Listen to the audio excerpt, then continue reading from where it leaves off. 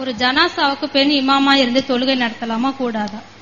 அதாவது ஆயிஷா நாயகி ஒரு நபி தோழருடைய ஜனாசாவை நாங்க தொழுதுட்டு தரோம் அப்படின்னு கேட்டதா ஒரு ஹதீஸ் இருக்கு.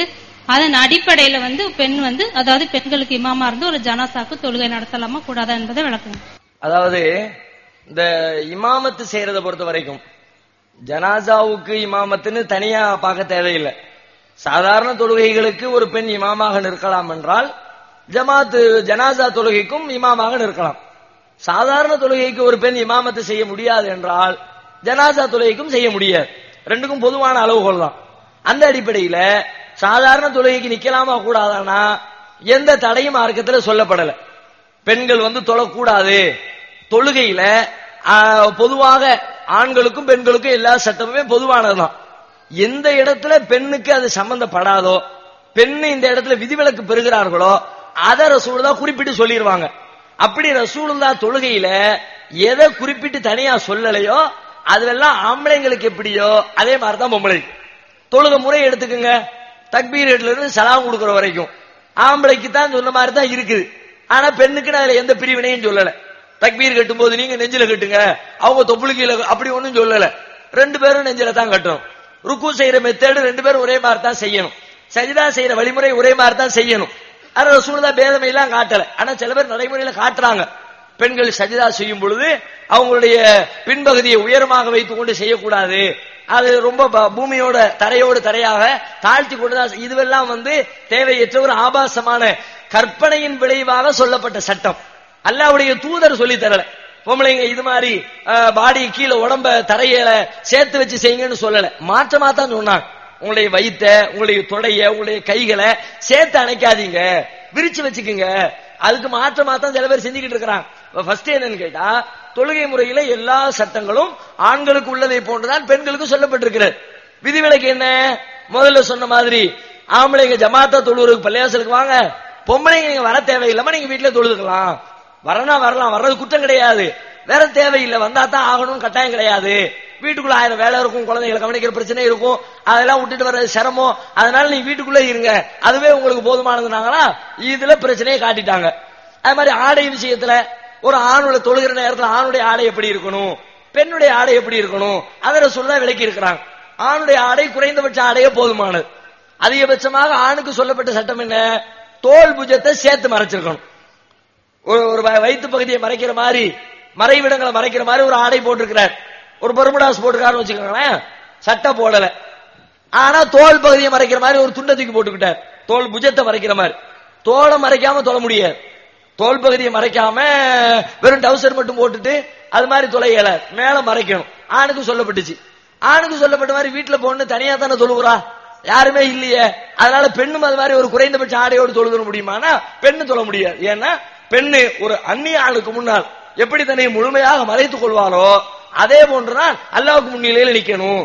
அது தனியா வீட்டுக்குள்ள இருந்தாலும் யாருமே இல்ல, ஒருத்தர் தான் பார்க்கலையே அப்படின்றதுக்காக வேண்டி ஆடைகளை குறைச்சு கொள்ள கூடாது. ஒரு நைட்டியை போட்டு தொழுதா என்ன, தலையில முக்காடு இல்லாம தொழுதா என்ன, முழங்கையெல்லாம் திறந்து போட்டு தொழுதா என்ன அப்படின்னு நினைக்க இயல. நீங்க தனியா இருந்தாலும் உங்களுக்கு இதுல சட்டம் வேற. 1, 2 விரிச்சிருக்கிறாங்களே, இந்த 1, 2 தவிர தொழுகை விஷயத்தில் ஆணுக்கு சொல்லப்பட்டதற்கும் பெண்ணுக்கு சொல்லப்பட்டதற்கும் வேறுபாடு எதுவும் கிடையாது. அது ஆணுக்கு சொல்லப்பட்டதில் இன்னொன்னு என்ன, ஆணு இது மாதிரி ஜமாத்தா நடத்தும் பொழுது முன்னாடி ஒருத்தர் இமாமத்து செய்வாரு, பின்னாடி நிக்கிறவங்க பின்தொடர்ந்து தொழுவாங்க. அதே மாதிரி பெண்கள் நினைத்தாலும் அவர்கள் ஒருத்தர் இமாமத்து செய்யலாம், பின்னாடி அவங்க நின்று பின்பற்றி தொழுகிறவங்க தொழலாம். அதுல கூடாதுன்னு ரசூலுல்லாஹ் தடுத்து பிரிச்சு காட்டல. இந்த ஒன்றே போதுமானது பெண்கள் இமாமத்து செய்யலாம் என்பதற்கு. ஆனால் கவனிக்க வேண்டிய ஒரு அம்சம் என்னன்னு கேட்டா, ஆண்கள் இமாமத்து செய்தால் ஆண்களை தொடர்ந்து ஆண்களும் நிற்பார்கள், ஆண்களை தொடர்ந்து பெண்களும் நிற்பார்கள். இமாமத்து செய்யற ஆம்பளைக்கு பின்னாடி ஆம்பளையும் தொழுவாங்க, பொம்பளையும் தொழுவாங்க. ஆனா ஒரு பெண் இமாமத்து செய்தால் அவன் அந்த பெண்ணுக்கு பின்னால் ஆண்கள் என்று தொழ முடியாது. ஏன்னு கேட்டா குர்ஆன்ல அல்லாஹ் சொல்லி காட்டுகிறான், அர்-ரிஜாலு கவ்வாமூன அலன்-நிசா, ஆண்கள் பெண்களை நிர்வகிக்கிறவர்கள். வழி நடத்துற நிர்வாகம் பண்றவன் ஆண் தான் நிர்வாகம் பண்ணணும். பெண்ணு நிர்வாகம் பண்ணக்கூடிய இடத்துலையும் ஆண் பின்தொடர்ந்து செல்லக்கூடிய ஒரு இடத்திலையும் இருக்கக்கூடாது மார்க்கம் சொல்லு. தொழுகுங்கிறது அது ஒரு நிர்வாகம் தான், அது ஒரு கமாண்டிங், ஒரு தலைவர், அவரை பின்தொடரக்கூடிய தொண்டர்கள் அது மாதிரி தான். அவர் தக்பீர் கட்டினா எல்லாரும் தக்பீர் கட்டணும், அவர் ருக்கு செஞ்சா எல்லாரும் ருக்கு செய்யணும், அவர் சலாம் கொடுத்தா எல்லாரும் சலாம் கொடுக்கணும், அவர் எப்படி நம்மளை வழி நடத்துறாரோ அவருக்கு பின்னாடி நம்ம வழி நடந்து போய்கிட்டே இருக்கணும். தொழுகை என்பதும் ஒரு வழி நடத்துகிற காரியம் தான். அதனால இந்த வசனத்தின் அடிப்படையில் ஒரு பெண் இமாமத்து செய்யலாம், தப்பு கிடையாது. ஆனால் ஆணுக்கு செய்ய முடியாது. ஆண்களும் பெண்களும் கலந்திருக்கிற சபையாக இருந்தால் ஆண்கள் மட்டும் ஆண் தான் இமாமத்து செய்து பெண்கள் பின்தொடர வேண்டும். பெண்கள் மட்டுமே இருக்கிற சபையாக இருந்தால் ஒரு பெண் இமாமத்து செய்ய அவரை பின்தொடர்ந்து பெண்கள் தொழுது கொள்வதற்கு மார்க்கத்தில் எந்த தடையும் இல்லை. நிறைய இயக்கங்கள் இருக்கு. அதுல உங்களுக்கும் மற்ற இயக்கங்களுக்கும் பிளஸ் பாயிண்டான ஒரு வித்தியாசம் என்ன? நிறைய இயக்கங்கள் இருக்கு. மற்ற இயக்கத்துக்கும் இந்த தௌஹீத் ஜமாத்துக்கும் இருக்கிற வேறுபாடு, முக்கிய வேறுபாடு என்ன, முக்கியமா நீங்க கருதக்கூடிய ஒரு செய்தி என்ன அப்படின்னு சொல்லி கேட்கறாங்க. ஒரு செய்தியில நிறைய செய்தி இருக்கிறது. நிறைய விஷயங்கள்ல மற்ற இயக்கங்களுக்கும் நமக்கும் இடையில பெரிய வேறுபாடுகள் இருக்கிறது. அதுல ரொம்ப குறிப்பா ஒண்ணு சொல்றதா இருந்தா, மார்க்க ரீதியா, அரசியல் ரீதியா, சமூக ரீதியா நிறைய சொல்லலாம், அதை விட்டுருவோம். ஒன்னே ஒண்ணு சொல்லுங்கன்னு கேட்டதுனால ஒன்னே ஒண்ணு மட்டும் சொல்றேன். மார்க்க ரீதியா சொல்றதா இருந்தா, வஹியை மட்டும்தான் ஒருவர் பின்பற்ற வேண்டும். தன் வாழ்க்கையில் ஒரு மனிதர் மார்க்கமாக இஸ்லாத்தின் கடமையாக ஏற்று நடத்த வேண்டிய வழிமுறை என்பது அல்லாஹ்விடம் இருந்து வந்த வஹி செய்திதான். வஹியை தவிர வேற எதையும் பின்பற்றக்கூடாது என்று சொல்லக்கூடிய அமைப்பு தமிழகத்துல நம்ம பார்த்த வரைக்கும் எந்த அமைப்பும் இல்லை. எத்தனையோ மார்க்க ரீதியான அமைப்பு, கொள்கை, அரசியல் ரீதியா, சித்தாந்த ரீதியா 1008 அமைப்புகள் இருக்கிறது. ஆனா இந்த அளவுகள்ல யார் நிக்கிறான்னு பார்த்தா ஒருத்தருமே இல்லை. கண்ணுக்கு தெரிஞ்சு யாரையும் காணும். ஜமாத்தே இஸ்லாமி அதை காணும், தமுக பார்த்தா அதை காணும், சுன்ன ஜமாத்தை பார்த்தா அதை காணும், மதுஹப் ஜமாத்தை பார்த்தா காணும், தரீகா ஜமாத்தை பார்த்தா காணும். எத்தனை ஜமாத்தை கொண்டு வாங்க, ஒரு ஜமாத்திலேயாவது வஹி மாத்திரம்தான் பின்பற்றுவதற்கு தகுதியானது, வேறு எதுவும் தகுதியானது இல்லைன்னு யாரும் சொல்லல. எல்லாரும் என்ன சொல்லுவாங்கன்னா வஹியை பின்பற்றணும். வஹினா என்ன? குர்ஆனை பின்பற்றணும், ஆதாரபூர்வமான நபிமொழிகளை பின்பற்றணும். அதை யாரும் மறுக்க மாட்டாங்க. அதை மறுத்தா முஸ்லீமாவே இருக்க மாட்டாரு. குர்ஆன் வஹி, நபிகள் நாயகத்துடைய ஹதீஸ் வஹி, இந்த ரெண்டையும் பின்பற்றணும். ரெண்டோடு சேர்த்து சில பேர் சொல்லுவாங்க சஹாபாக்களையும் பின்பற்றணும். நாம சொல்ல மாட்டோம். சஹாபியாவே இருக்கட்டும், அவங்க நல்லவங்க, பெரிய தியாகசீலர்கள், அவர்களை அல்லாஹ் இஸ்லாமிய மார்க்கத்தை சொல்வதற்காக முதலாக தேர்ந்தெடுத்து கொண்ட சமுதாயம், அவர்களை திட்டக்கூடாது என்று நபிகள் நாயகம் எச்சரித்திருக்கிறார்கள். அவர்கள் செய்த தியாகத்திற்கு அல்லாஹ் கொடுக்கிற நன்மையினை பிற்காலத்தில் செய்யக்கூடிய எத்தனை பெரிய தியாகத்திற்கும் அல்லாஹ் கொடுக்க போவதில்லை. இப்படி எல்லாம் அவர்களை பற்றி ஏராளமான நற்சான்றுகள். காலத்திலேயே சிறந்த காலத்திற்கு சொந்தக்காரர்கள் சஹாபாக்கள் தான். அவர்களுக்கு அடுத்து வரக்கூடிய காலமெல்லாம் அதைவிட தரத்திலே தாழ்ந்த காலம்தான் என்று ரசூலுல்லாஹ் சொல்லி இருக்கிறாங்க. அதையெல்லாம் மறுக்கல. அதுக்காண்டி பின்பற்றுறதா? பின்பற்ற மாட்டோம். சிறந்தவரா இருக்கலாம், நல்லவரா இருக்கலாம். நல்லவர் என்பதற்காக பின்பற்ற முடியாது. அல்லாஹ் சொன்னால் மட்டும்தான் பின்பற்றணும், அல்லாஹ்வுடைய தூதர் சொன்னா மட்டும்தான் பின்பற்றணும். இதுல கோட்டை விட்டுருவாங்க. வஹியை பின்பற்றணும், ஆனா சஹாபாக்கள் பெரியவங்கல்ல, அவங்க சொன்னதையும் சேர்த்து பின்பற்றுவோம். நம்ம அப்படி சொல்ல மாட்டோம். இன்னும் சில பேர் என்ன பண்ணுவாங்க, வஹியை பின்பற்றணும், சஹாபாக்களையும் பின்பற்றணும், அத்தோடு சேர்த்து இமாம்களையும் பின்பற்றணும், மதுஹபுகளையும் பின்பற்றணும். நாம ஒத்துக்க மாட்டோம். அல்ல, இமாம் பெரிய ஆளுதான், ஷாஃபி இமாம் பெரிய மேதைதான், அபூ ஹனீஃபா அப்படி இருக்கலாம், அஹ்மது பின் ஹம்பல், மாலிக் இமாம் அவங்களுடைய அறிவையோ அவங்களுடைய திறமையோ அவங்களுடைய தியாகத்தையோ நாம குறைத்து மதிப்பிடவே இல்லை. அறிவு ஆராய்ச்சிகளை சிந்தித்து பார்க்கும் பொழுது பல விஷயங்கள் ஆச்சரியமா இருக்கிறது. இவ்வளவு நுட்பமா சிந்திச்சிருக்கிறாங்களே அப்படியே நம்ம மெய்சில் இருக்க வைக்கிறது. ஹதீஸ் நூல்கள் இன்னைக்கு ஏராளமான ஹதீஸ் நூல்களை படிக்கிறோம். புகாரி, முஸ்லிம், திர்மிதி, இப்னு மாஜா, அஹ்மது, பைஹகி, ஹாக்கிம், தாரகுத்னின்னு ஏராளமான நூல்கள், நபிமொழி தொகுப்புகளை படிக்கிறோம்.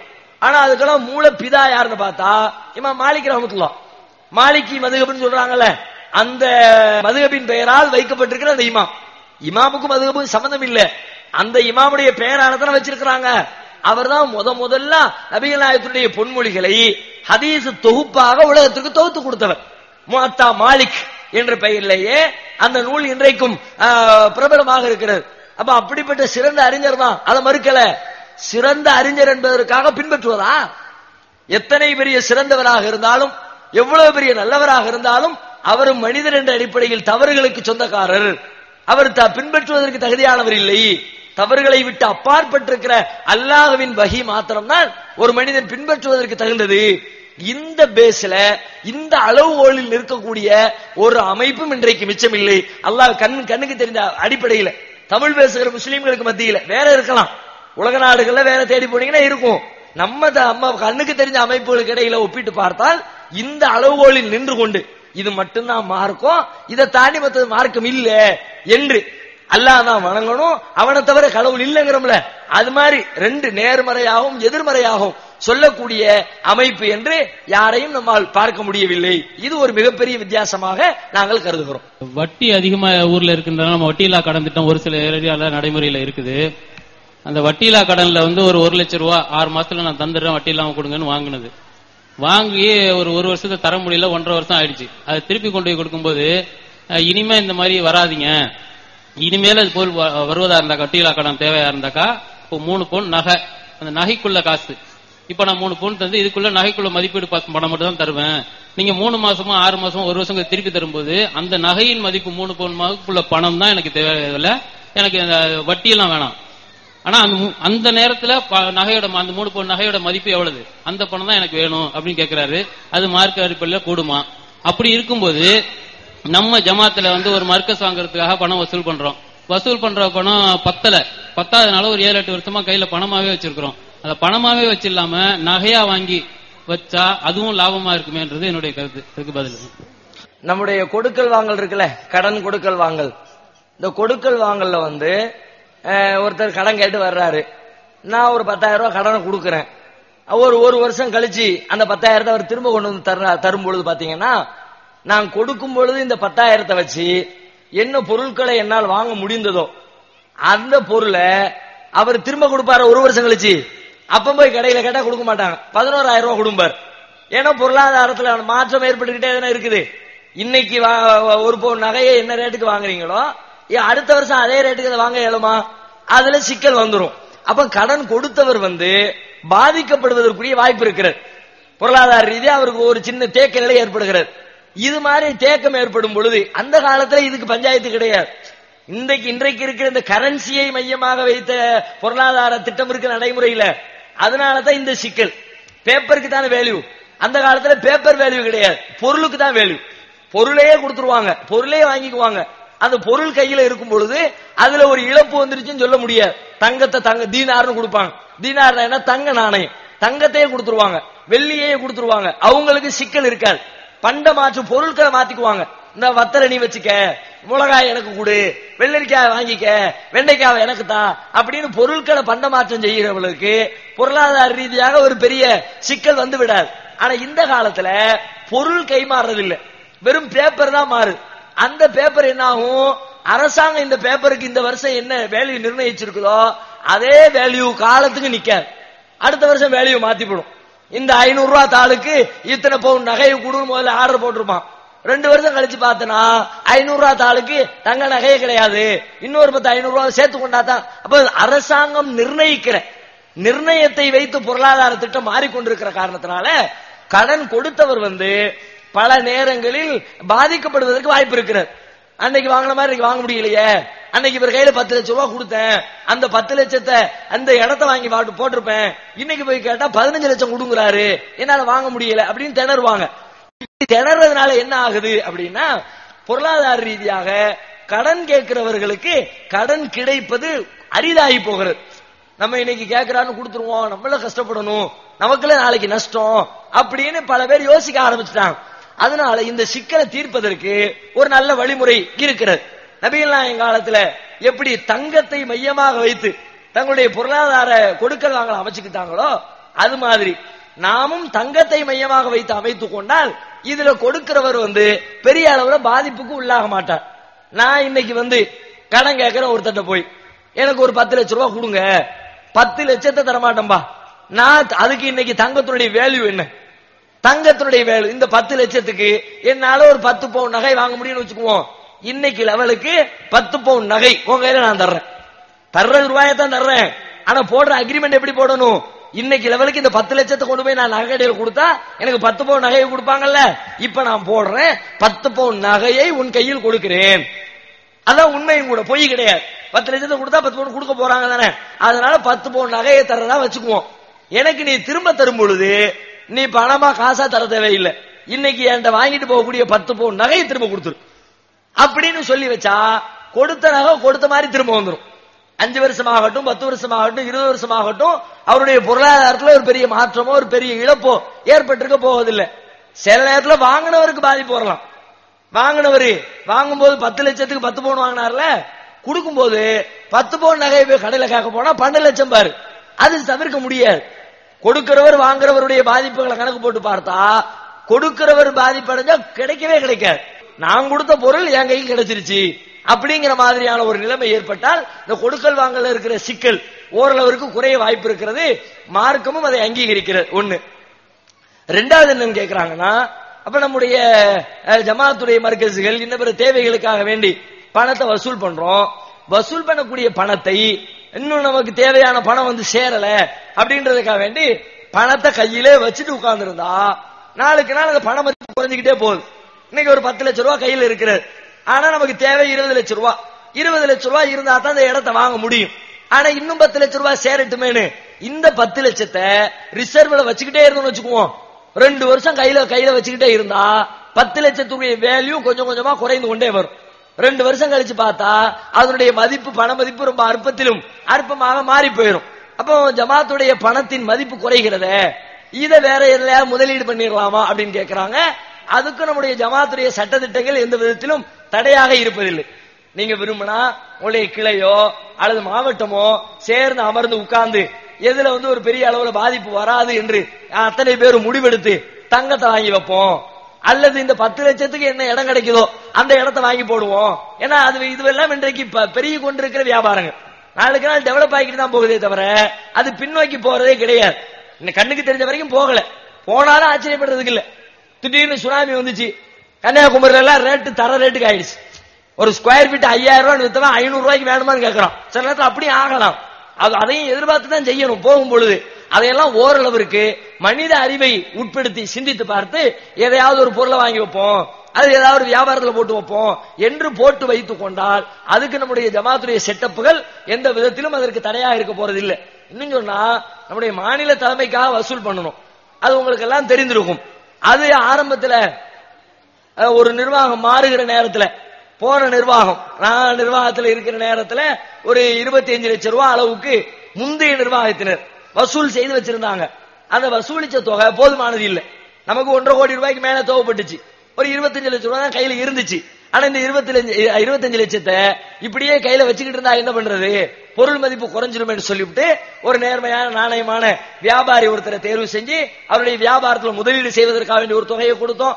அதே மாதிரி சென்னையிலேயே ஒரு இடத்தை, காணத்தூருங்கிற பகுதியில ஒரு இடத்தை வாங்கி போட்டு அதுல அதை இன்வெஸ்ட் பண்ணோம். இன்னைக்கு அல்லாஹ்வுடைய கிருபையினால் நம்முடைய தலைமைக்கு சொத்து வாங்கும் பொழுது அந்த ரெண்டையும் கணக்கை க்ளோஸ் பண்ணி அவங்களிடம் இருந்த அந்த முதலீட்டு பணத்தை வாங்கணும். காணத்தூர்ல இருந்த அந்த நிலத்தையும் வித்தோம். ரெண்டையும் வித்து கிடைச்ச தொகையை கொண்டு நம்ம ஜமாத்தினுடைய தலைமையகத்துக்கு அந்த பொருளாதாரத்தை செலவிட்டு இருக்கிறோம். அதனால அதுவும் செய்யலாம். அமைப்பு ரீதியாக அதுல எந்த ஒரு தடையும் இல்லை. உடலை போஸ்ட்மார்ட்டம் செய்யறாங்க, இது இஸ்லாத்துல கூடுமா கூடாதா? போஸ்ட்மார்ட்டம்னு பண்றாங்கல்ல, ஆக்சிடென்ட் ஆயிட்டாங்கன்னா விபத்துக்குள்ளாகி மரணித்தவர்களை பொறுத்த வரைக்கும் அதை அரசு மருத்துவமனைக்கு எடுத்துட்டு போய் அவருடைய உறுப்புகளை எல்லாம் முறையாக பதப்படுத்தி வெளியே எடுத்துட்டு அதை ஓரளவுக்கு மேக்கப் பண்ணி தச்சு துணியை வச்சு இது பண்ணி கையில கொடுத்துருவாங்க. இது மாதிரி செய்யறாங்களே, இது சரியா, இது மார்க்கத்தில் கூடுமான்னு சொல்லி கேட்கிறாங்க.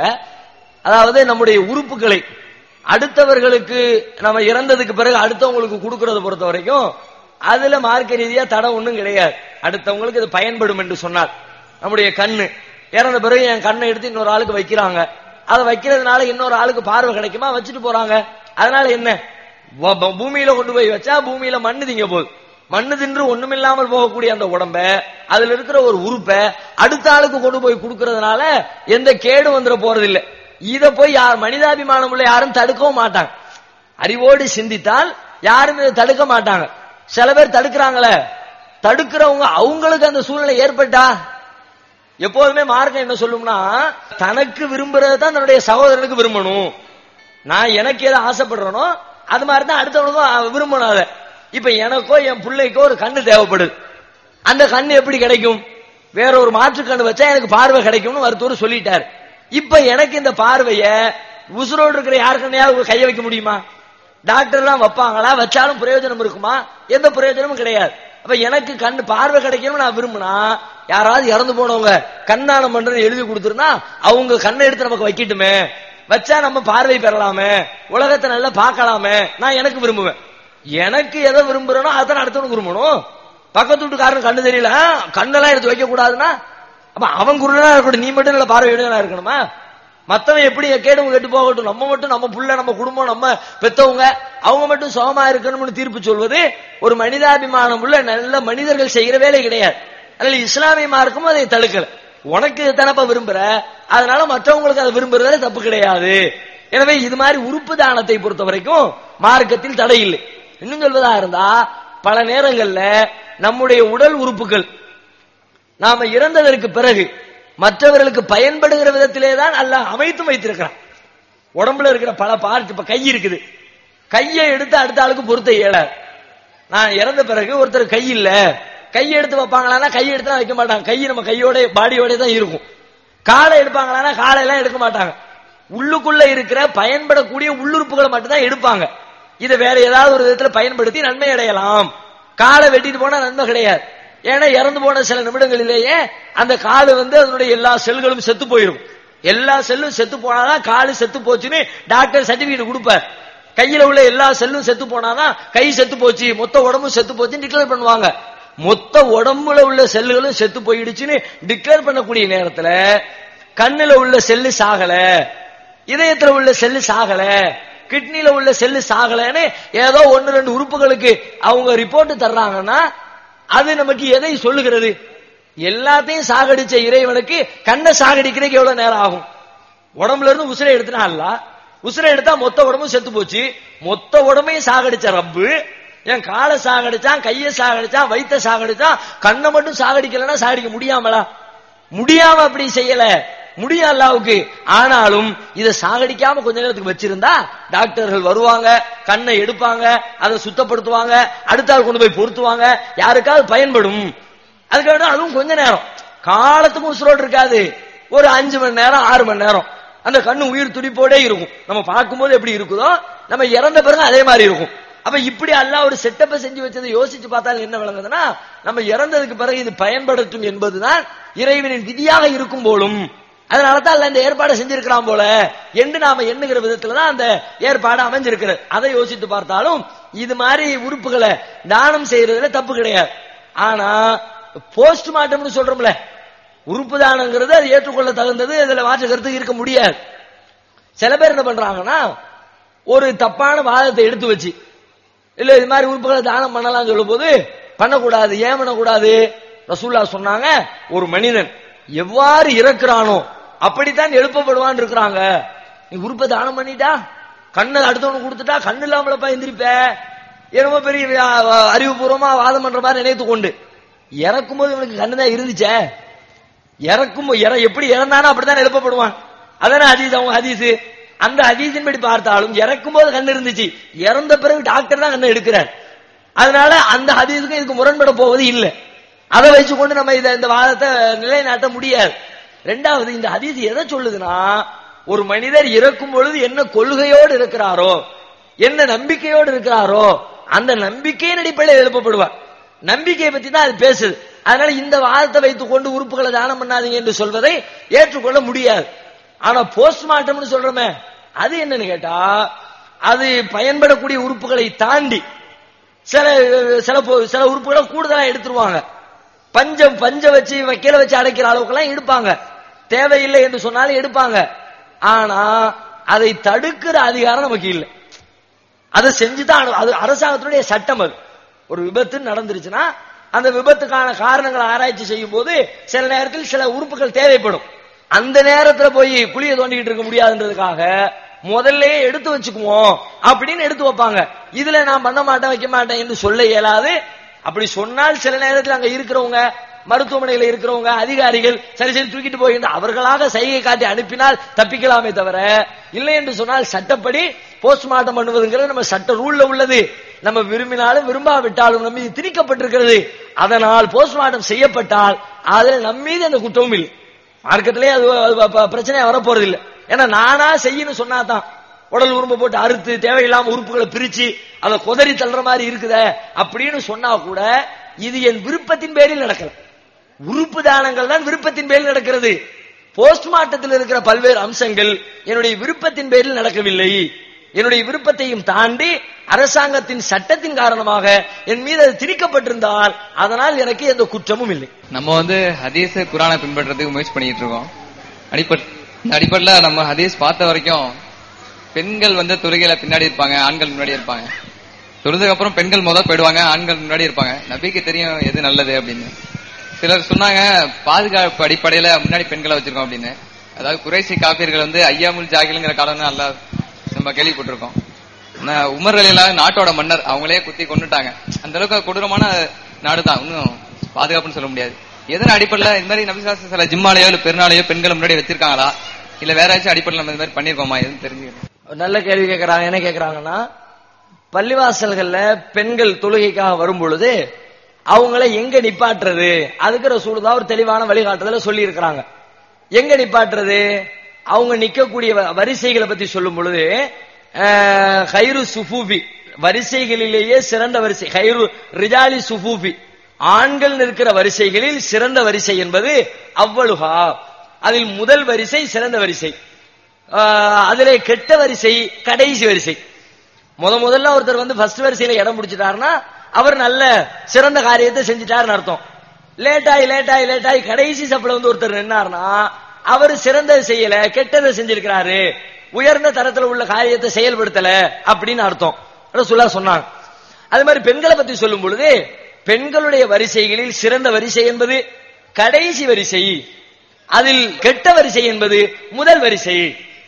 ஆண்களுடைய வரிசையில நல்ல சிறந்தது ஃபர்ஸ்ட், ஆண்களுடைய வரிசையில கெட்டது லாஸ்ட், பெண்களுடைய வரிசையில சிறந்தது லாஸ்ட், பெண்களுடைய வரிசையில கெட்டது ஃபர்ஸ்ட். பொம்பளைங்க சபல நிக்கிறதா இருந்தா பள்ளிவாசல்ல பின்னாடி இருந்தே தான் நின்றுட்டு வரணும், ஆண்கள் முன்னாடி இருந்தே நின்றுட்டு வரணும். அப்ப யாரு முந்தி வந்தாங்களோ அதனால நின்றுட்டே வரும் பொழுது ஆண்களுக்கும் பெண்களுக்கும் இடையில பக்கத்துல வருதுல, இந்த பக்கத்துல வரக்கூடிய ஆட்கள் யாருன்னு கேட்டா இவர் ஆம்பளைங்களை கடைசி வந்தவர், இவர் பொம்பளைங்களை கடைசி வந்தவங்க. கடைசியாக தாமதமாக நிக்கிறாங்கன்ற அடிப்படையில அவர்கள் சிறப்பை இழக்கிறார்கள். இது ரசூலுல்லாஹ் சொன்ன செய்தி. இப்போ இந்த விஷயத்தை தான் கடைபிடிக்கணும், இதுல மாற்று கருத்தே கிடையாது. சில இடங்கள்ல நம்முடைய மர்கஸ்கள் எப்படி இருக்குன்னு கேட்டா ஆண்களுக்கு பக்கத்திலே அந்த பக்கம் நிப்பாட்டி விட்டுறாங்க, பின்னாடி நிப்பாட்டாம ஆண்களுடைய சப்போட சேர்த்து இடையில ஒரு சின்ன மறைவை உண்டாக்கிட்டு அதை அடுத்தாப்புல அப்படியே உருவாக்கி அங்கிட்டு ஒரு செட்டப்பை ஏற்படுத்திடுறாங்க. இப்ப இவங்களுடைய கேள்வி என்னன்னா, முதல் சப்புல நிக்க கூடாதுன்னு இருக்குல்ல, அப்ப இப்ப முதல் சப்புல தானே நிப்பாட்டி இருக்கிறீங்க. முதல் சப்புங்கிறது எப்படி நம்ம கணக்கிடணும்னா ஆம்பளைங்களுடைய சப்பையும் பெண்களுடைய சப்பையும் சேர்த்து வச்சு கணக்கிடணும். ஆம்பளைய சப்புல இருந்து ஆரம்பிச்சு ஆம்பளைங்களுடைய சப்பு முடியுதில்ல, அந்த முடிகிற இடத்துல கடைசி வந்துருச்சு, அதை ஒட்டி ஆரம்பிக்கக்கூடிய இடம் பெண்களுடைய கெட்ட சப்பு ஆரம்பிக்குன்னு அர்த்தம். லாஸ்ட்ல பொம்பளை அதுல இருந்து அதை விட்டு தூரமாக எங்க நிப்பாங்களோ அங்கே பெண்களுடைய சிறந்த சப்பு ஆரம்பிக்கிறது என்ற அடிப்படையில் அதுதான் அர்த்தம். இப்போ ரசூலுல்லாஹ் காலத்துல இருந்த மாதிரி நாம செய்யறதா இருந்தா முன்னாடி ஆம்பளைங்களை விட்டுட்டு பின்னாடி இருந்து பொம்பளைங்க வாங்கன்னு சொல்லி செய்யறதுதான் சரி, மாற்று கருத்து கிடையாது, சிறந்தது அதுதான். அதுக்காக வேண்டி செய்யக்கூடாதா, பக்கத்துல நிக்க கூடாதானா, நிக்க கூடாதுன்னு நினைக்க கூடாது.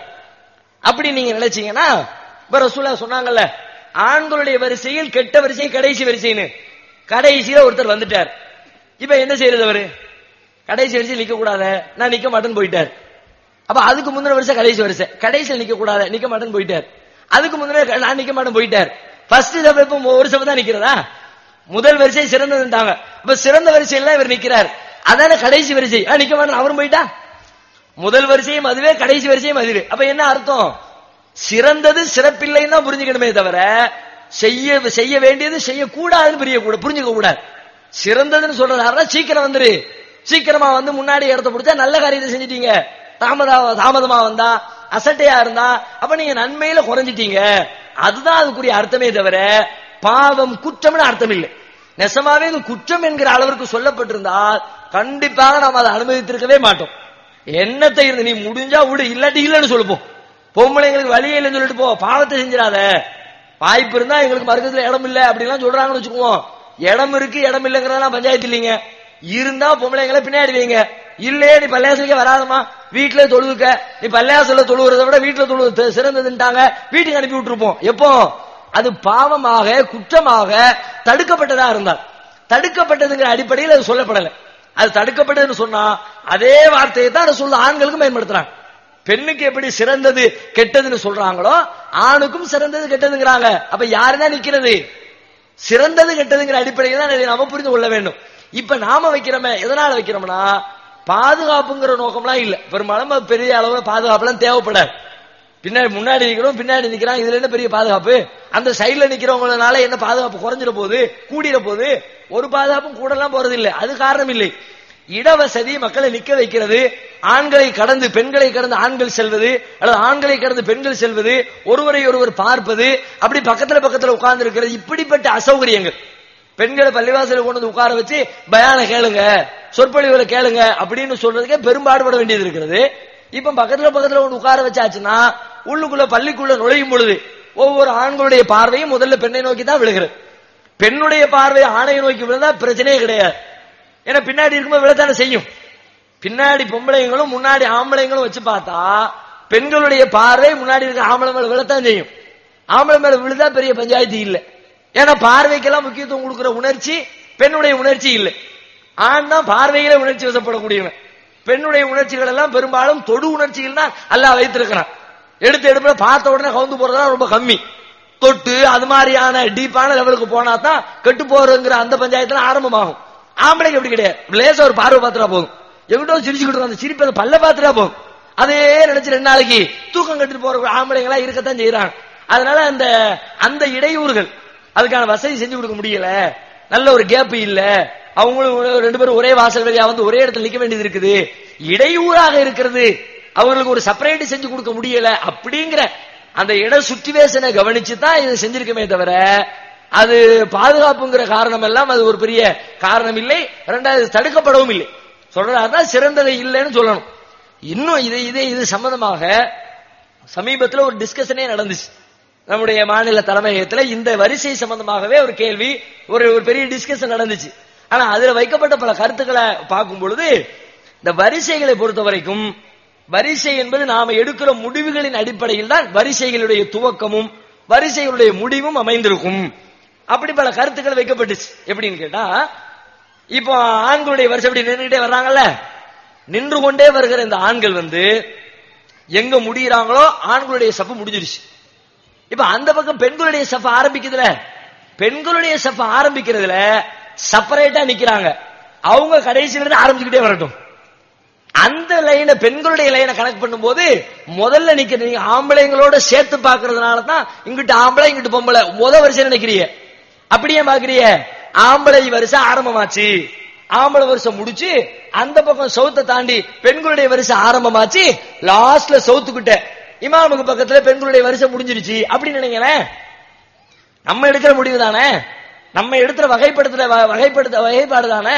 இப்படி கூட சொல்லலாம் என்று சொன்னால் இது கூட ஏற்க தந்துதான் இருக்கிறது. இந்த அடிப்படையில் யோசித்தால் பிரச்சனையே இல்லை. அவங்க முதல் சபையில் நிக்கவே இல்லைன்றான். முதல் சபையில் ஆம்பளை மட்டும் தான் நிக்கிறார். கடைசி அந்த சைடுல கடைசியில தான் இங்க இருந்து முடிச்சு வரிசை அப்படி வருது. அதனால கடைசியில தான் பெண் இருக்கிறாள் என்று கூட அதற்கு வியாக்கியானம் சொல்ல முடியும் என்று ஒரு விளக்கம் எடுத்து வைக்கப்பட்டது. அந்த அடிப்படையில் சிந்தித்தாலும் இது தவறான காரியம் இல்லை.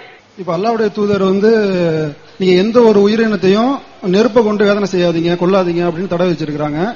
அப்படி இருக்கும்போது இன்னைக்கு கொசு மேட்டை வச்சுக்கிட்டு பள்ளியாசல்லாம் அடிச்சுக்கிட்டு இருக்கிறோம் எல்லா இடத்துலயும். அது சம்பந்தமா விளக்கம் கொடுக்கணும். அதோட சேர்த்து இப்போ அல்லாஹ் குர்ஆன்ல சொல்றான், நன்மையை ஏவி தீமையை தடுத்து நற்காரியங்கள் செய்து நான் முஸ்லீம் என்று சொன்னவனை விட அழகிய சொல்லி சொன்னவன் யார் அப்படின்னு கேட்கிறான். இப்ப நம்ம நன்மையை ஏவுறோம், தீமையை தடுக்கிறோம், நற்காரியங்கள் கூட ஓரளவு செய்யறோம். ஆனா முஸ்லீம் சொல்லாம தௌஹீத் ஜமாத்னு பேர் வச்சுட்டு தௌஹீத்வாதின்னு சொல்லிக்கிட்டு இருக்கிறோமே, இது குர்ஆன் ஹதீஸுக்கு மாற்றம் தானே, குர்ஆனுக்கு மாற்றம் தானே அப்படின்னு ஒரு சகோதரி கேட்டாங்க. அவங்க சார்பா கேட்டுட்டா முடிஞ்ச அளவுக்கு முடிஞ்சா ரெண்டுக்கும் சொல்லுங்க. சொல்லுங்க. ஃபர்ஸ்ட் என்ன கேக்குறாங்கன்னா 2 கேள்வி கேக்குறாங்க. முதல்ல தௌஹீத்வாதின்னு அல்லாஹ் முஸ்லீம்னு தன்னை சொல்ல சொல்றான் அல்லாஹ். ஆனா நம்ம தௌஹீத்வாதின்னு சொல்றோமே, இது சரியா? தண்டனை கொடுக்கும் பொழுது நெருப்பால தண்டிக்காதீங்கன்னு இருக்குது. நம்ம கொசு பத்திக்கு பேட்டு வச்சு அடிக்கிறோமே, அது நெருப்பு தானே, சூடு வச்சு கரிஞ்சு போயிருதுல, நம்ம அடிச்சு கொள்ளல, அது மயக்க மருந்து கொடுத்து புகையில மயங்கி விழுமே, அது மாதிரி விழல. அந்த பேட்டுல பட்ட உடனே சுருன்னு நெருப்பு பட்ட மாதிரி அப்படி தீ பொறி வருது, கரிஞ்சு போயிருது. அப்ப இது சரியா அப்படின்னு சொல்லி 2 கேள்வி கேட்கறாங்க. இந்த கொசு பேட்டை பொறுத்த வரைக்கும் நெருப்பால் அல்லாஹ் தண்டிப்பதை போன்று நீங்கள் தண்டிக்காதீர்கள். இப்படிதான் ஹதீஸ். இந்த ஹதீஸின் அடிப்படையில் பார்த்தால் இது பிரச்சனையே கிடையாது. நீங்க என்ன தண்டனையா கொடுக்குறீங்க? நெருப்பை வைத்து அல்லாஹ் தண்டிப்பதை போன்று தண்டிக்காதீர்கள். தண்டனைங்கிறது என்ன தண்டனை? இஸ்லாத்துல என்ன தண்டனை?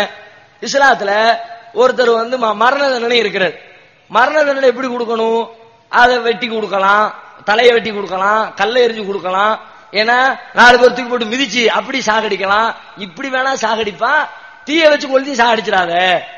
தண்டனை கொடுக்கும் போது அல்லாஹ் நெருப்ப வச்சு கொடுக்குற மாதிரி கொடுக்க, அதான் அந்த ஹதீஸே சொல்லு. நீங்க என்ன கொசுக்கு நீ என்ன குற்றம் செய்தான்னு விசாரிச்சு தண்டனை விசாரணைக்கு பிறகு கொடுக்கணும். விசாரணை இல்லாம கொடுத்தா அது பேர் தண்டனையும் கிடையாது. அதனால இந்த ஹதீஸ் அதை பேசவே இல்லை. தண்டனைக்குரிய மரண தண்டனையை பற்றி பேசக்கூடிய செய்தியை தவறா விளங்கிக்கிட்டோம். அதனால இது மாதிரியான இதை நீங்க எரிச்சு பொசுக்கிறதுனால தப்பு கிடையாது. இன்னும் சொல்றதா இருந்தா இன்னொரு ஹதீஸை கூட காட்டுறாங்க. எறும்பு புத்த நெருப்பு வச்சு பொசுக்கிட்டாங்க சில சஹாபாக்களு, அப்புறம் ரசூலுல்லாஹ் கண்டிச்சாங்க அப்படின்னு. அப்ப கூட ரசூலுல்லாஹ் எப்படி கண்டிப்பாங்கன்னா, ஏன் நெருப்ப வச்சு எரிச்சீங்கன்ற கண்டனை அதுல வரல.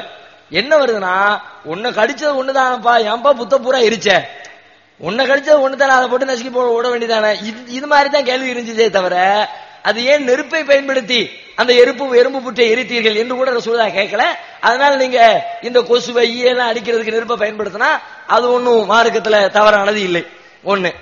ரெண்டாவது அல்லாஹ் தன்னை முஸ்லிம் என்று சொல்லிக் கொள்ளணும் அப்படி சொல்றவர் தான் சிறந்தவர் சொல்றான்.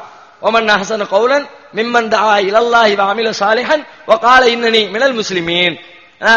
அல்லாஹ்வின் பாதையில மக்களை அழைத்து, ஏன்னா நானும் முஸ்லிம் தான் என்று சொல்லிக் கொள்கிறவரை விட சிறந்த வார்த்தையை சொல்றவர் யாரு அப்படின்னு கேட்கும்போது, நீங்க ஏன் தௌஹீத்வாதின்னு சொல்றீங்க? இப்ப நாம முஸ்லிம்னு சொல்லக்கூடாதுன்னு சொன்னாதான் குற்றம். அல்லாஹ் முஸ்லிம்னு சொல்லிட்டான், யாரும் முஸ்லீம் கிடையாது, எல்லாம் தௌஹீத்வாதி தான் அப்படின்னா அப்ப நாம தப்பு செய்யறோம்னு அர்த்தம். நாம முஸ்லீம் தான், அதோடு சேர்த்து தௌஹீத்வாதிங்கிறோம். ரெண்டு ஒன்ன மறுத்துட்டு இன்னொன்னு சொன்னாதான் குற்றமாக நீங்க கருதணும். அல்லாஹ் முஸ்லீம்னு சொன்னவர் நான் முஸ்லீம் தான் இல்லன்னு மறுக்கல. தௌஹீத்வாதிங்கிறது என்ன? ஊருக்குள்ள என்ன அடையாளப்படுத்திக்கிறதுக்காக வேண்டி நான் வச்சுக்கிட்ட பேர் முஸ்லீம் தான். என்னுடைய இயற்கை, என்னுடைய அடையாளம், என்னுடைய கொள்கை, என்னுடைய சிந்தனை, என்னுடைய வழிபாடு அனைத்தும் முஸ்லீம் தான். ஆனா தௌஹீத்வாதிங்கிறது இந்த சிந்தனையில இருக்கிற எங்களுக்கு ஊர் உலகத்துல ஒரு அடையாளப்படுத்துறதுக்காக வச்சுக்கிட்ட பேரு. இப்படி பேர் வைக்கிறதெல்லாம் தப்பு கிடையாது. நபிகள் நாயகம் காலத்துல எத்தனையோ பேர்கள் ஹதீஸ்ல புரட்டி பாருங்க, கூட்டம் கூட்டமா குளங்குளமா ஒவ்வொருத்தரும் ஒவ்வொரு பேரோட வந்திருக்கிறாங்க. எல்லா பேரையும் ரசூலுல்லாஹ் அங்கீகரிச்சிருக்கிறாங்க.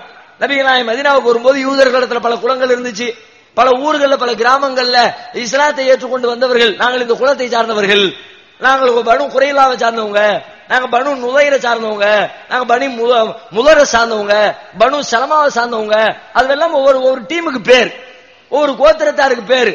அப்ப ரசூலுல்லாஹ் கண்டிச்சாங்களா? ஏன்பா நீ முஸ்லீம் பனு குறையலாங்க, இனிமே பனு குறையலா கிடையாது, பனு நலீர் கிடையாது, முதரு கிடையாது அப்படி ரசூலுல்லாஹ் அறிவிக்கலையே. இது அவர்களை அடையாளம். எல்லாம் சேர்ந்து காமனா முஸ்லீம் தான். ஆனா முஸ்லீம் எல்லாம் ஒரே முஸ்லீமா இருந்துட்டா பஞ்சாயத்து இல்லையே. முஸ்லீம்லயே தர்காவுக்கு போற முஸ்லீம் இருக்கிறாரு, தாயத்து கட்டுற முஸ்லீம் இருக்கிறாரு, தகடு போடுற முஸ்லீம் இருக்கிறாரு. அப்ப நான் முஸ்லீம் தான், அவரும் முஸ்லீம்ங்கிறாரு. ஆனா அந்த முஸ்லீம் நான் இல்லப்பா, நான் ஊருக்கு காட்டணுமே. என்னை அந்த லிஸ்ட்ல உட்கார வச்சுட்டா, அதிர்த்து வாங்க பாத்தியாவது கூப்பிட்டுட்டா நான் பாத்தியாவது அதிர்த்தில காட்டணுமே.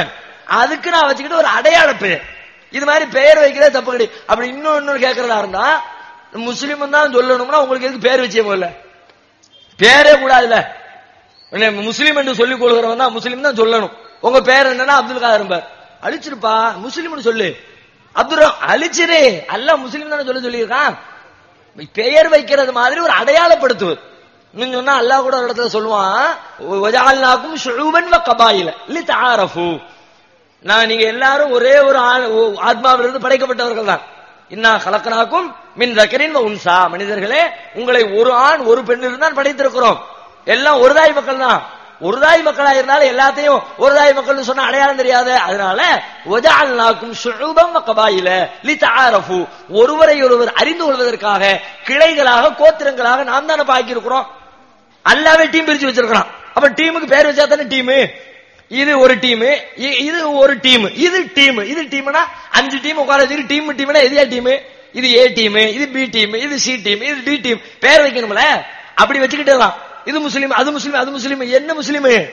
இது தர்காவுக்கு போற முஸ்லீம், இது தரீகாவை கும்பிடுற முஸ்லீம், இது அல்லாஹ் மட்டும் வணங்குற முஸ்லீம். அப்படி வச்சுக்கிட்டு அடையாள சொற்கள் தானே ஒழிய இது தவறு கிடையாது. நபிகள் நாயகம் காலத்திலேயும் இப்படி பல சொற்கள் பயன்படுத்தப்பட்டிருக்கிறது என்பது புரிஞ்சுக்கணும். அல்லாஹ் குர்ஆன்ல சொல்றான் 49 அத்தியாயம் 11-12 சொல்றான், யார் எந்த ஒரு கூட்டத்தினரும் இன்னொரு கூட்டத்தினர் பட்ட பேர் வச்சு கூப்பிடாதீங்க, அது மாதிரி புனை பேர் வச்சு கூப்பிடாதுன்னு சொல்றான். ஆனா நம்ம குர்ஆனை நம்ம என்ன சொல்றோம், ஒவ்வொரு நம்ம முன்னாடி இருந்த நிர்வாகிகளும் ஒவ்வொரு பட்ட பேர் வச்சு கூப்பிடுறோம். உதாரணத்துக்கு பாக்கர் ஜோக்கர்னு சொல்றோம், ஜவாயர்ல மாமான்னு சொல்றோம், அது மாதிரி சட்டமன்ற ஜனாசான்னு சொல்றோம்.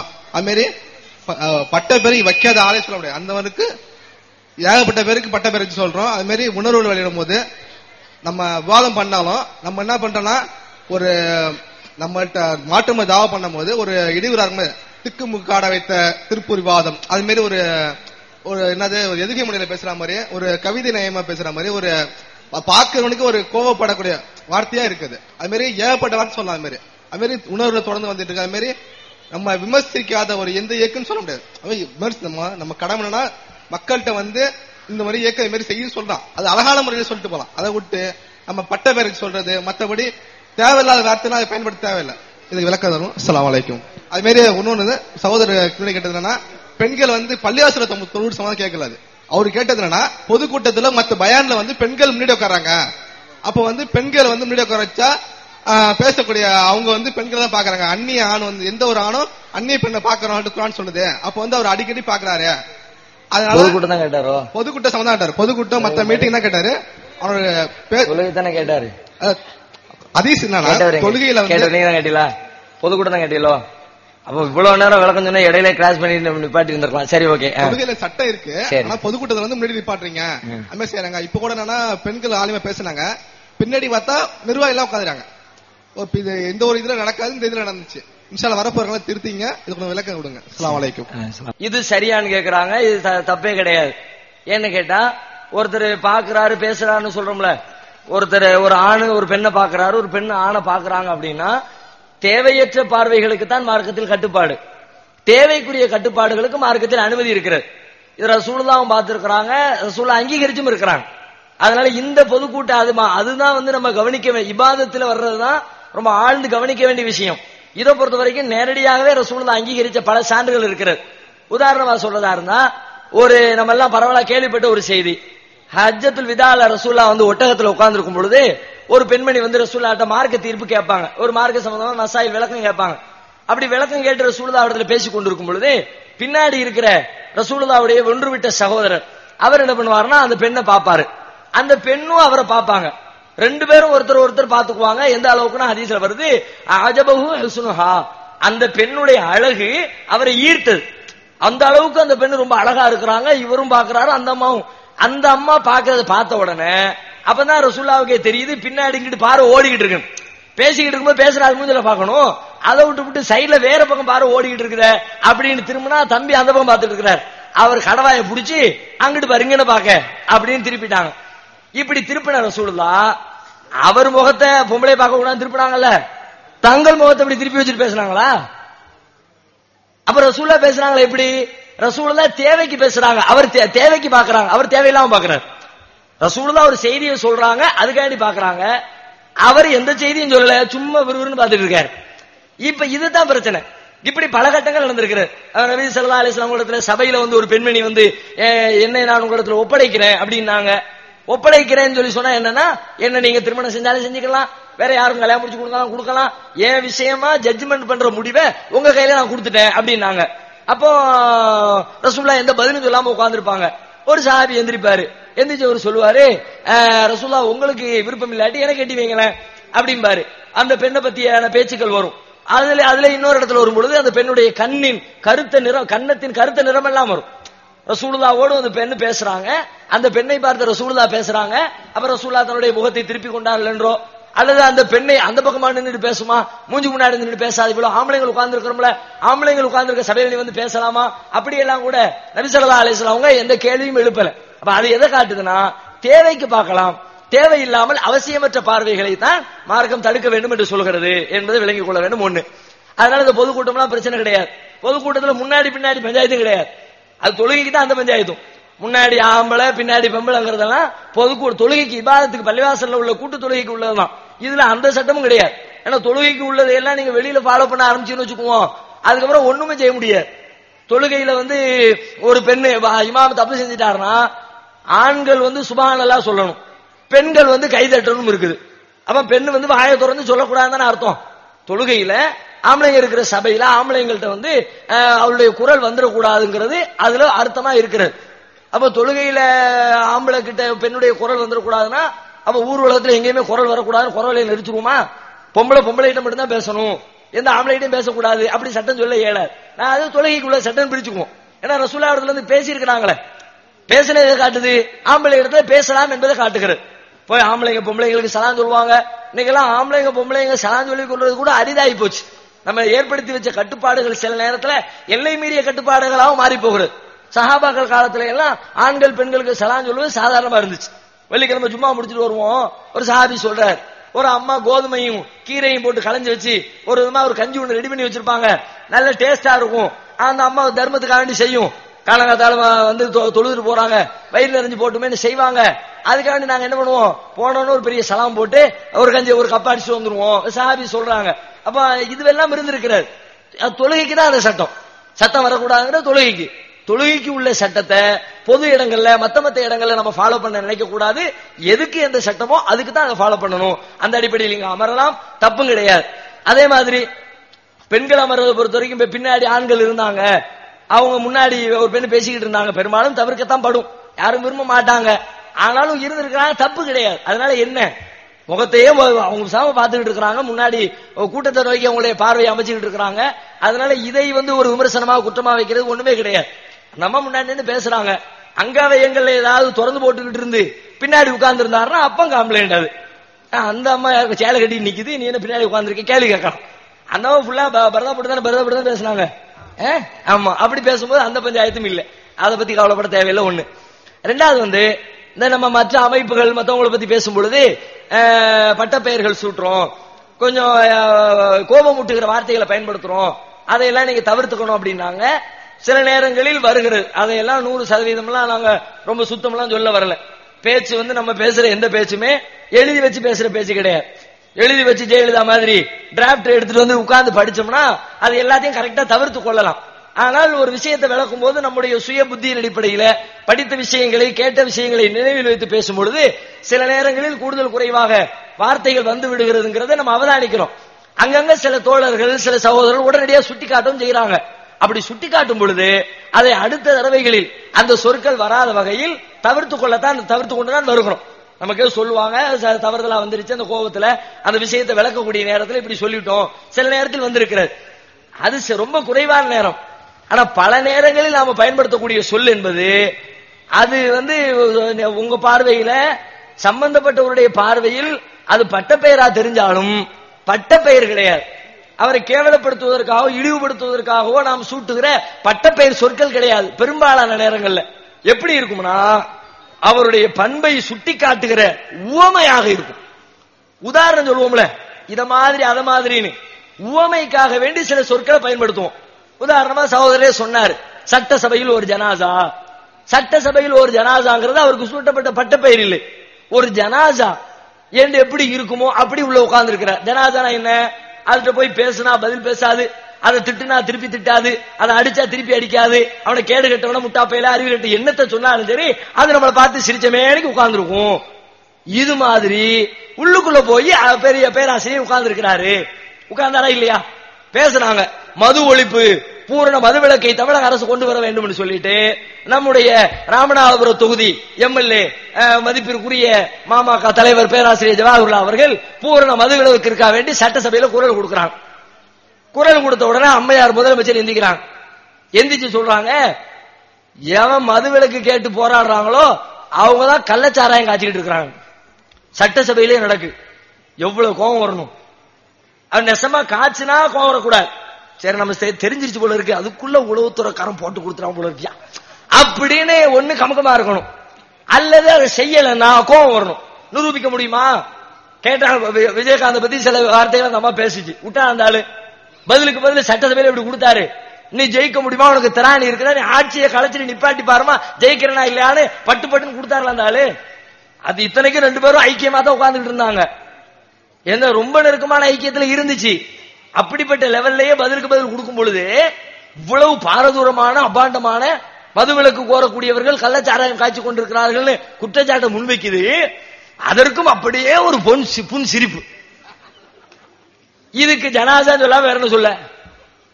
ஜனாசா இப்படி திட்டுனா அதை ஏத்துக்கிட்டு சிரிச்சுக்கிட்டு பல்ல காட்டிட்டு திறந்து செத்துச்சுன்னா திறந்த மாதிரியே உட்கார்ந்து இருக்குமோ, அதே மாதிரி இவர் உட்கார்ந்து இருக்காரியா? ஊமை. இது கடுமையான ஊமை தான். ஆனா பொருத்தமானதா இல்லையான்னு பார்க்கணும். ஊமை கடுமை, கேட்கிறவனு கோபம் தரும். ஆனா அங்க பொருத்தம் இல்லாம சொன்னோமா, இடத்துக்கு தகுந்த மாதிரி தான் ஓமையை சொல்ல முடியுமே தவிர ஆளுக்கு தகுந்த மாதிரி ஓமையை மாத்த முடியாது. ஒருத்தர் பலகீனமா இருக்கிறார், அவருக்கு உதாரணம் சொல்றதாருன்னா ஏன்னா கொசு மாதிரி இருக்குன்னு சொல்லலாம்.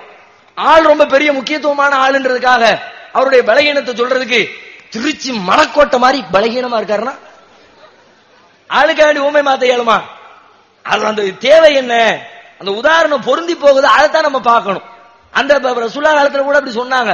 அல்லாஹ் அந்த கொசுவை எல்லாம் உதாரணம் காட்டி பேசும் பொழுது என்ன இது அல்லாஹ் பெரிய அல்லாஹ் அவன் சொல்லலாம். யூதன் வந்து எவ்வளவு பெரிய ஆளு, உலகத்தை எல்லாம் படைச்சவங்கிற, உன்னையெல்லாம் தூதரா அனுப்பின ஆளுங்கிற, அவ்வளவு பெரிய ஆளு கொசுங்கிறான் ஈங்கிறான், இன்னும் இதெல்லாம் போட்டு பெரிய மனுஷன் பேசுற பேச்சா அப்படின்னு. அப்ப அல்லாஹ் வசனம் இறக்குறான், இன்னல்லாஹ லா யஸ்தஹி அன் யல்ரிப மஸலன் மா பஊலத்தன் ஃபமா ஃபௌகஹா. ஒரு ஈயை மட்டும் இல்ல, அதை விட அற்பமானதையும் உதாரணம் சொல்ல அல்லாஹ் வெட்கப்பட மாட்டான். உதாரணம் பொருத்தமா இருக்குன்னா பார்க்கணும். கடுமையா இருந்திருக்காரு, அவர் செஞ்ச காரியம் கடுமையா இல்லையா? ரசூலுல்லாஹ் அப்படி பார்த்தா ரசூலுல்லாஹ் எவ்வளவு கடுமையை பயன்படுத்தி இருக்காங்க தெரியுமா? உதாரணமா இந்த ஒருத்தர் அன்பளிப்பை கொடுத்த அன்பளிப்பை திரும்ப கேட்கிறார்.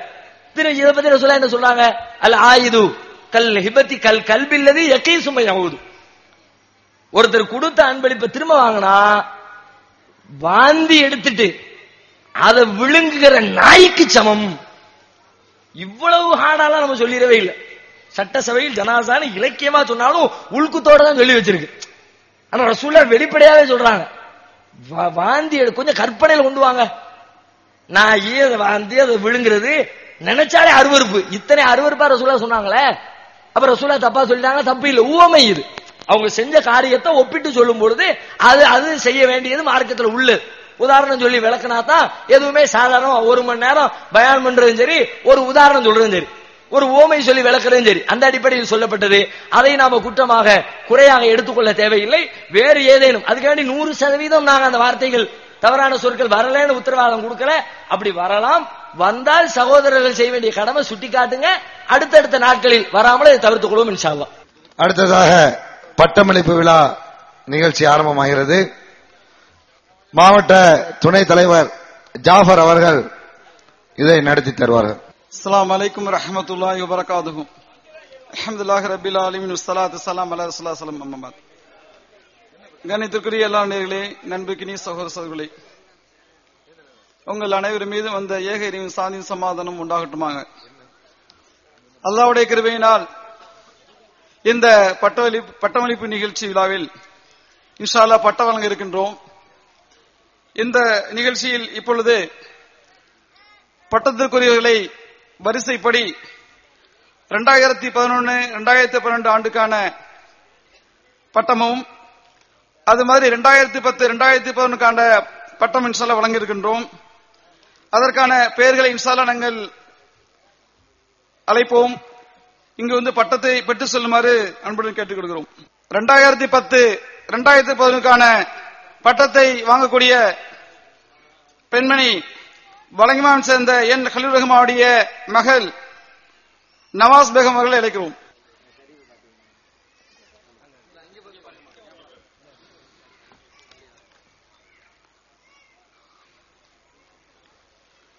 அதுக்கு அடுத்தாற் போல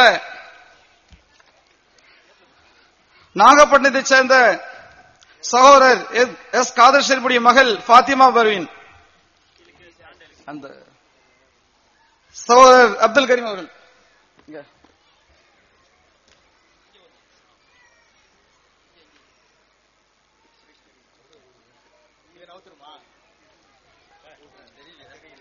அதிராம்பட்டத்தை சேர்ந்த சகோதரர் பரக்கத்தலுடைய மகள் பி ரிஸ்வானா,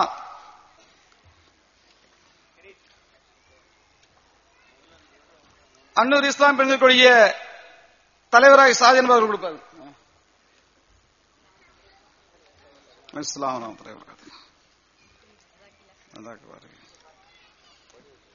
மேலக்காவரை சேர்ந்த சகோதரர் ஷேக்தாவுடைய மகள் சரிகத் நிசா அவர்களை அழைக்கின்றோம்.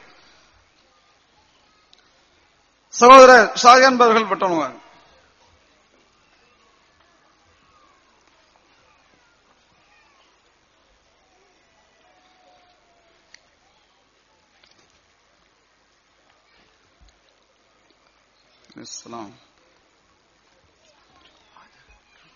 எல்லாம் போட்டு செருகடுமரை சேர்ந்த சகோதரர் அம்மானுடைய மகள் ஜெசிமா பருவனை அழைக்கின்றோம். சகோதரர் தமிழ்நாடு தௌஹீத் ஜமாத்துடைய தஞ்சை வடக்கு மாவட்ட தலைவர் இம்தியாஸ் அவர்கள்.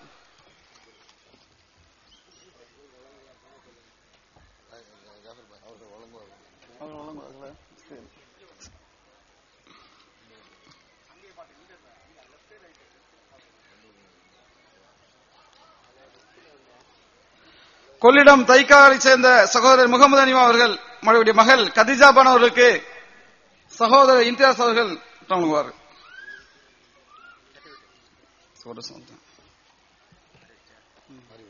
மாறல.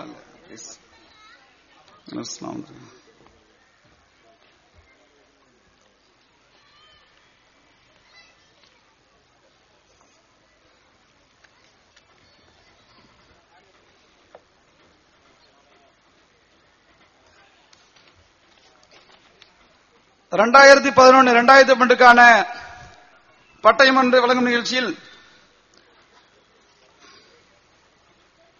திருவோணத்தை சேர்ந்த அவருடைய மாமனாகிய குலாம் ரசூலுடைய மருமகளாகிய பெனாசிர் எம் அவர்களை அழைக்கின்றோம்.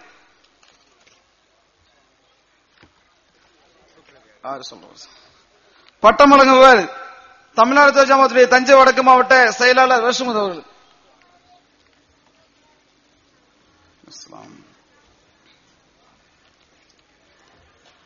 அதிராம்பட்டினம் சகோதரர் ஏ ஜாவருடைய மகள் ஜே ஹசீனா அவர்கள் அழைக்கின்றோம்.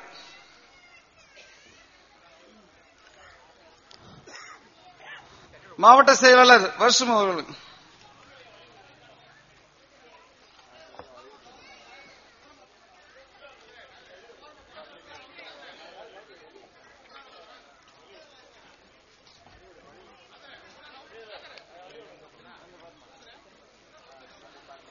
வாழ்க்கையை சேர்ந்த பி அப்துல் ஜப்பாருடைய மகள் ஏ ஜாஸ்மின் அவர்களுக்கு அவருடைய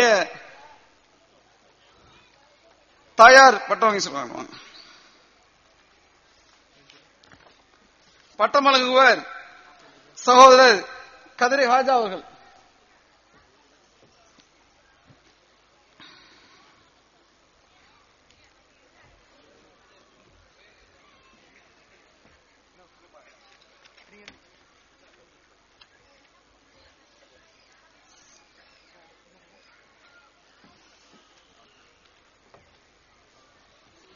வடகரையை சேர்ந்த எம் எஸ் நஜீபுடைய மகள் செசிமா பேகம் அவர்களுக்கு சகோதரர் ஹாஜா அவர்கள் பட்டம் வழங்குவார்கள்.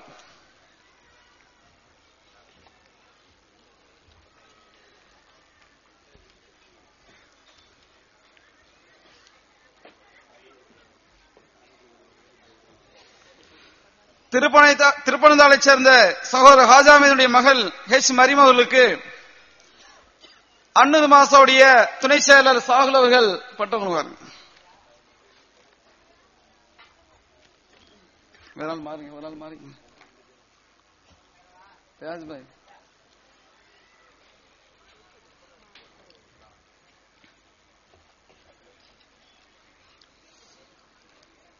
டி பண்டாரவிடை சேர்ந்த ஹாஜி முகமுடைய மகள் சமிமா சபின் அவர்களுக்கு மதரசா துணை செயலர் சாகுல் அவர்கள் பட்டம் வழங்குவார்கள்.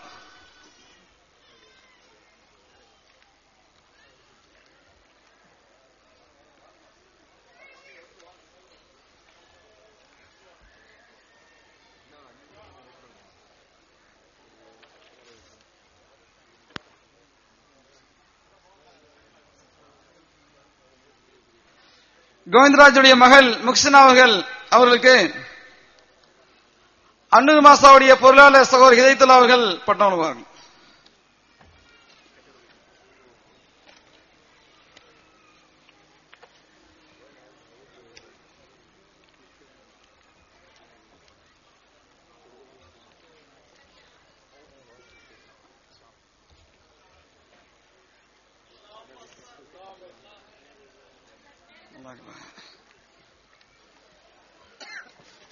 அன்னூர் தௌஹீத் சகோதரர் கூட்டமைப்பு ரியாத் மூலியமாக பரிசுகள் இன்ஷா அல்லாஹ் வழங்க இருக்கின்றோம். அதோடு பட்டம் வழங்கும் நிகழ்ச்சியும் இருக்கின்றது. இந்த நிகழ்ச்சியில் 2010-2011 ஆண்டுக்கான மாணவிகளுக்கும் 2011-2012 ஆண்டுக்கான மாணவிகளுக்கும் மொத்தம் 6 பரிசுகளும் 6 பட்டங்களும் இன்ஷா அல்லாஹ் வழங்க இருக்கின்றோம். இதில் 2010-2011 ஆண்டுக்கான 3வது பரிசை பெற்றுச் செல்பவர் சகோதரி யாஸ்மி ரிஸ்கானா அவர்களுக்கு மதரசா தலைவர் ஷாகன் அவர்கள் பட்டம் வழங்குவார்கள்.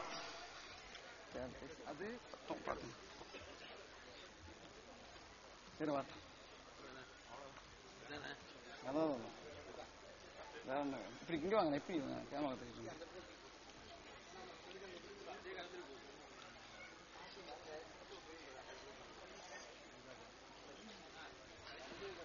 ரெண்டாயிரத்தி 2011-2012க்கான 3வது பரிசை சகோதரி சமீரா பேகம்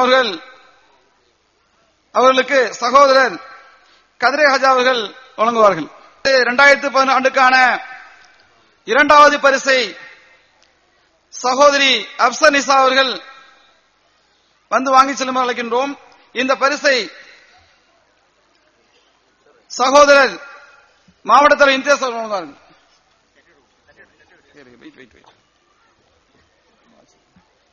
திருப்பி வாசி, திருப்பி வாசி.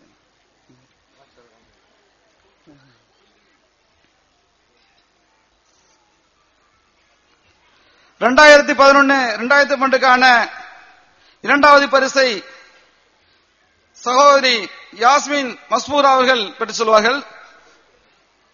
இந்த பரிசை சகோதரர் அப்துல் கரீம் அவர்கள் வழங்குவார்கள்.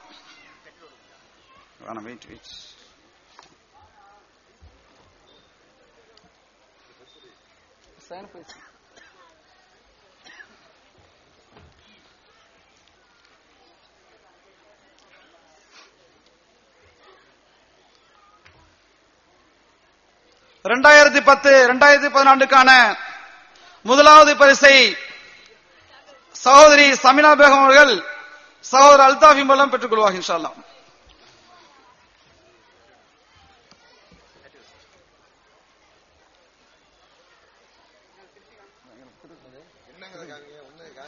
தூக்கி மேல தூக்கி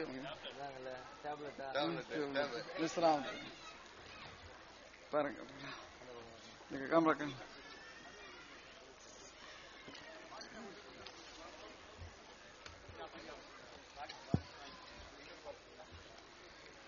ரெண்டாயிரத்தி 2011-2012க்கான முதல் பரிசை சகோதரி ஆபிதா பர்வீன் அவர்கள் பெற்றுக் கொள்வார். சகோதரி அல்தாஃபிடம் இருந்து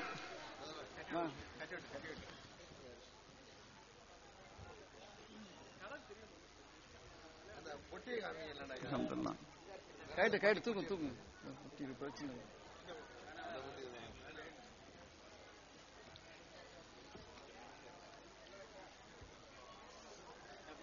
அல்லாஹ்